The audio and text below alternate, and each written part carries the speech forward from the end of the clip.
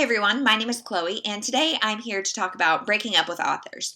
Do you do it? When do you do it? How many books do you give them a try? Like what do you do when you are breaking up with an author?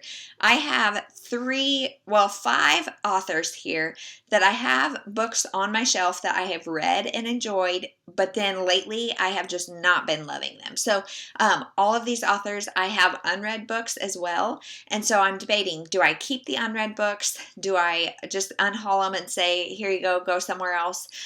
Do I keep the ones on my red shelf, knowing I may never reread them because of my kind of bad taste in my mouth for these authors? What do I do? How do you do it? What are your thoughts? So let's get into specifics. The first one is Maeve Binji.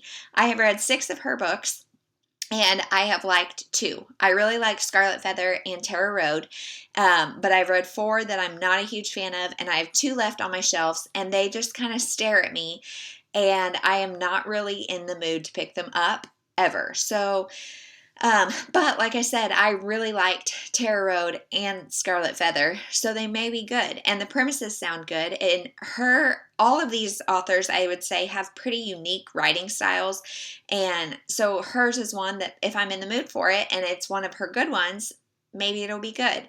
You guys know I have a problem with DNFing and unhauling. I hold on to books like they're children. I don't even know what my problem is, but so this is one, like I said, 4 bad, 2 good. I have 2 left. What do I do? And the ones that are on my shelf, do I keep them or not? And knowing that I've read a bunch of hers that I don't like, it's kind of made that writing style giving me a bad taste about it.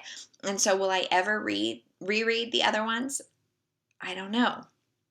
Next is Barbara Dolinski. Now, I have talked about her a couple times lately because I have been rereading her, or not rereading her, but reading more of her stuff. And I have read 15 of her books, and I would say I liked 4 or 5 maybe.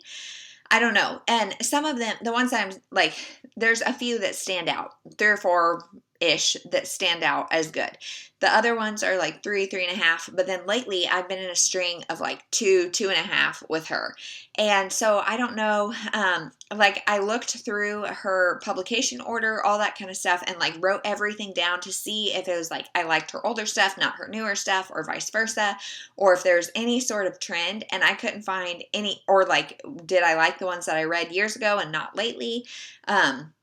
And there's not a huge trend, except that she is just very, very, very hit and miss with me. And so I have 1 left on my shelf, and I don't know if I should keep it or not. I think with her, I want to say if the subject matter is super duper interesting to me, then I'll like it. But she has I've read synopsi of them that are sound good, and then they flop. So, I don't know what to do with my last Barbara Dolinski, and I'm one that if I think I really like an author, I like to hold on to all their books, even if they're not my favorites. And so now I'm do I go through my shelves and only pick my very favorites to keep? I don't know. Next is Marion Keys. This is the start of her Walsh family series. There's 5 sisters, and each of them gets a book, and then the mom has a short story type thing. But she writes a lot of things, standalone series, she writes it all. And I think what happened for me with Marion Keys is I read 1 or 2 of her memoirs. She has quite a few. And she just came off as a very cringy individual. She came off as very superficial, very privileged without acknowledging that, and very kind of narrow-focused and narrow-minded. And I don't know if that's how she is in person. I am just saying that is the vibe I got from her memoirs. And so now reading these books, they're all generally pretty, I wouldn't necessarily say light, but they're chick lit with kind of a dark twist. Most of the characters have some sort of something going on. And for me, I'm I don't know. I just have a bad taste in my mouth about her, and so reading her books is kind of tainted for me. And so do I just let him go? Like I said, I probably won't buy any more from her, but I've got 1 on my shelf. Do I read it, and do I keep them? I don't really know, because I don't know that I'll ever reread it now, because I have read 1 or 2 since I have read her memoirs, and I have not liked them at all. And so I don't know if it's I can't separate the artist from the art, or if I'm just like seeing those kind of things reflected in her work that I didn't see before. I don't really know. The next one, this one I'm not sold on. Like I'm not gonna break up with her, but it's Fern Michaels. Let's see, I've read 5 of hers, and they've been pretty hit and miss. And I don't know. I don't think I've read enough. I mean, I've read 5, and they've all been kind of middle of the road. Some have been worse than middle of the road, and some have been a little bit better, but they're all kind of right there in the middle. And so I don't know. I don't think I have any more of her on my shelf, but I know like she is kind of one of the OGs of romance writing, and she's got some good stuff. So do I keep giving her a shot? Do I kind of steer clear? I don't really know. And then last is one that I am not going to break up with because of nostalgia purposes, but reading her new stuff terrifies me. And I have wanted to do a reread of this series, but I'm terrified. So what it is Shopaholic, The Confessions of a Shopaholic by Sophie Kinsella, and Sophie Kinsella in general.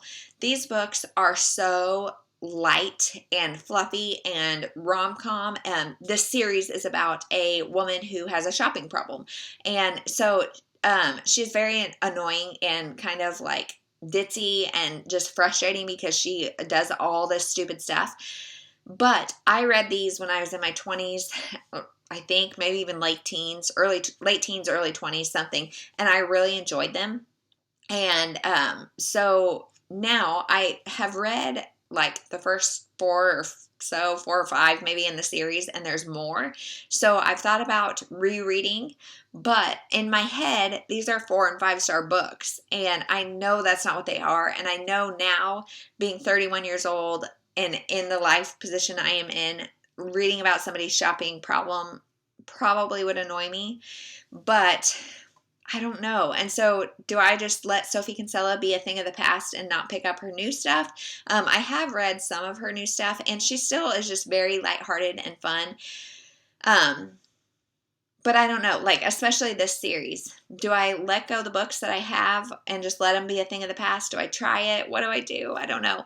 So that is 5 authors, 3 of which I'm considering like breaking up with, unhauling, 1 of which I'm super skeptical about, and 1 of which I'm wondering if it's just I love her for nostalgia, and that's it.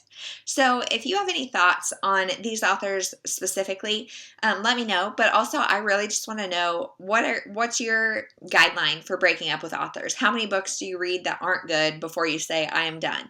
And what happens if you have good ones sprinkled in? Do you keep going? Do you not? I just don't know what to do. So that is everything I have for today. Thank you for watching. If you like this video, like it, subscribe, do whatever. Thank you so much. I hope you have a wonderful day.